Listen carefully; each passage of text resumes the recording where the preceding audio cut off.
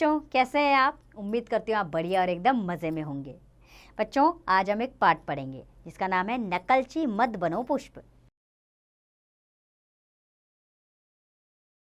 बच्चों, पृथ्वी पर हर वस्तु की अपनी अपनी उपयोगिता होती है। कभी किसी की नकल करने की कोशिश नहीं करनी चाहिए। पेड़ पौधे, कीट पतंगे, पशु पक्षी इत्यादि का अपना अपना महत्व होता है। ये सभी प्रकृति के अलग अलग भाग हैं। हर किसी का होना आवश्यक है। अपना गुण अपना होता है। दूसरों की नकल करने से बस हानि ही हो सकती है, लाभ नहीं। तो आइए इस पाठ के जरिए हम इसे जानते हैं। तो शुरू करते हैं अपने पाठ को। आज पुष्प ने तितली से कहा, तुम घूमती रहती हो आवारा बादल की तरह, उड़ती रहती हो स्वतंत्र उद्यान में। मैं भी उड़ना चाहता हूँ तुम्हारी तरह। तितली हंसी, बोली, तुम भी उड़ो, अपने पत्तों को बनाओ पंख, फड़फड़ाओ हवा में, करो प्रयत्न, प्रयत्न से सब कुछ हो सकता है। पुष्प ने वृक्ष से कहा, चलो उड़ चले आसमान में, घूमे तारों सितारों के साथ। क्या एक जगह खड़े हो वर्षों से तपस्वी की तरह? देखा है तितली को, कोयल को, कितने आनंद गीत गाते उड़ते हैं आसमान में।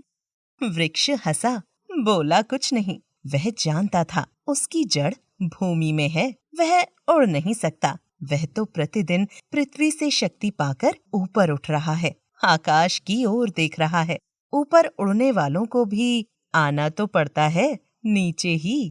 धरती के बिना आधार कहाँ? पुष्प को बुरा लगा। वृक्ष उसका अपमान कर रहा है, जवाब नहीं देता। रात हो गई। वृक्ष नींद के आगोश में चला गया। पुष्प को नींद कहाँ, वह तो चिंतन में डूबा था। कैसे छुटकारा पाए वृक्ष से? उड़े आसमां में, बन जाए तितली सा। सोचते सोचते उसे भी नींद आ गई। वृक्ष ने हवा में थपकी देकर उसे सहलाया। पुष्प की नींद गहरी होती चली गई। नींद में वह स्वप्न देखने लगा। वह उड़ रहा है तितली की तरह आकाश में। बगीचा सुनसान है, मौन धारण किए हुए है, सब नींद में है। अकेला पुष्प मंडरा रहा है, परेशान है वह। तितली कैसे आनंद से उड़ लेती है, हंसती खेलती है, गीत गाते मंडराती है मेरे आसपास। वह कहाँ है इस समय? पूछूं उससे सब कुछ। पुष्प को प्यास लगी है, वह पानी पीना चाहता है। कहाँ मिलेगा पानी? कौन पिलाएगा उसे? वह सांस नहीं ले पा रहा है। कहाँ चली गई हवा? स्वप्न टूट जाता है। वह वृक्ष पर ही स्थित है, स्वप्न में ही था परेशान। वृक्ष को पुष्प पर दया आई। बोला, पुष्प, अभी तुम भोले हो, कोमल हो। सच को जानो, समझो और महसूस करो।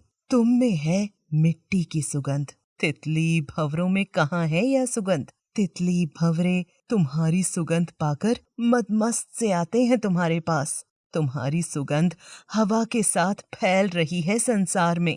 तुम कितने सुंदर हो वृक्ष पर चढ़े हुए। तुम अपनी सुंदरता कहाँ निहार पाते हो? हर व्यक्ति चाहता है तुम्हें तोड़ लेना, अपने केशों में गूंथना, अपनी माला में पिरोना, भगवान के चरणों में भेंट करना। यदि तुम उड़ने लगे तो तुम्हारी सुगंध खो जाएगी। वे तुमसे पाते हैं मकरंद। फिर ये तितली भौरे किसके लिए उड़ेंगे? कहाँ उड़ेंगे? कहाँ जाएंगे वे? तुम बने रहो वृक्ष पर, मुस्कुराते रहो यहाँ, हिलते डुलते रहो डाल पर, नृत्य करो यहाँ। सारा संसार आ जाएगा तुम्हारे पास। तुम उड़े कि बिखर जाएंगी तुम्हारी कोमल पंखुड़ियां, गायब हो जाएगी सुगंध। तब तुम पुष्प नहीं रहोगे। वृक्ष 2 क्षण रुका, फिर बोला, अपना स्वरूप खोकर नकलची मत बनो। नकलची होना मजाक का कारण है। जो तुम हो, जहां हो, जैसे हो, उसमें विकास करो। अपने गुणों को बढ़ाओ। तितली बनकर भी तुम पछताओगे। पुष्प ने सुना, उसे अच्छा लगा। सच कहता है वृक्ष। पुष्प खिलखिलाया। तितली भंवरे आ गए पास। उसे लगा वे गा रहे हैं उसके गीत, कर रहे हैं उसकी प्रशंसा। तो उम्मीद करती हूँ बच्चों आपको ये पाठ अच्छा लगा होगा। आपने इसे ध्यानपूर्वक सुना होगा।